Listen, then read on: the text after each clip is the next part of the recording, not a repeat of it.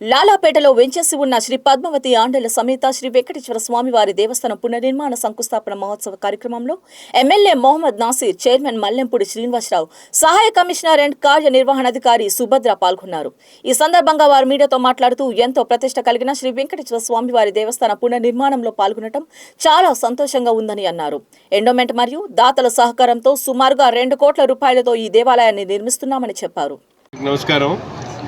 ఈరోజు మంచి రోజు, మంచి కార్యక్రమానికి గుంటూరు నగరంలో ప్రారంభించుకోవడం చాలా సంతోషంగా ఉంది. ముఖ్యంగా ఎంతో ప్రసిద్ధిగాంచినటువంటి శ్రీ వెంకటేశ్వర స్వామి దేవస్థానం గుంటూరు నగరంలో, జిల్లాలో ప్రతి ఒక్కరికి కూడా తెలిసినటువంటి దేవస్థానం. దాదాపు 70 సంవత్సరాలు అవుతా ఉంది కట్టి.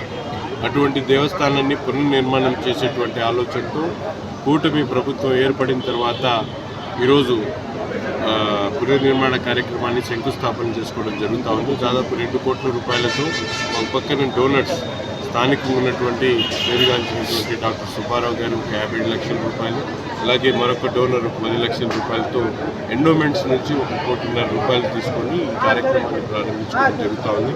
సంవత్సరాల కాలంలో ఈ దేవాలయ నిర్మాణం పూర్తి చేస్తాం. అలాగే ముఖ్యంగా ఎందుకంటే ఈరోజు మనందరం కూడా చూస్తూ ఉన్నాం, రాష్ట్రంలో అన్ని వర్గాలకు సముచిత న్యాయం కల్పించడమే కాకుండా ముఖ్యంగా హిందూ దేవాలయాల కోసం అనేక ఎండోమెంట్ ద్వారా కానీ, అలాగే టీటీడీ ద్వారా కానీ విరివిరిగా అనేక దేవాలయాలను కట్టుబడి చేసేటువంటి కార్యక్రమం జరుగుతూ ఉంది.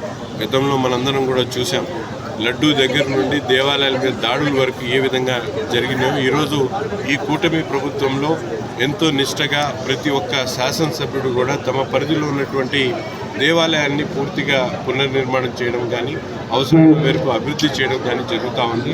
తప్పకుండా ఈ ప్రాంతంలో ఉన్నటువంటి అన్ని దేవాలయాల మీద ప్రత్యేక శ్రద్ధ చేసుకొని ఒక్కొక్కటిగా అభివృద్ధి చేస్తామని చెప్పి తెలియజేస్తూ ఈ కార్యక్రమానికి ముందు నుండి అన్ని విధాలకు కూడా సహకరిస్తున్నటువంటి సో గారికి, అలాగే చైర్మన్ గారికి ప్రత్యేకమైనటువంటి ధన్యవాదాలు తెలుపుతూ ఎండోమెంట్ శాఖకు సంబంధించినటువంటి మంత్రివర్యులు రామనారాయణ రెడ్డి గారికి ప్రత్యేకమైనటువంటి ధన్యవాదాలు.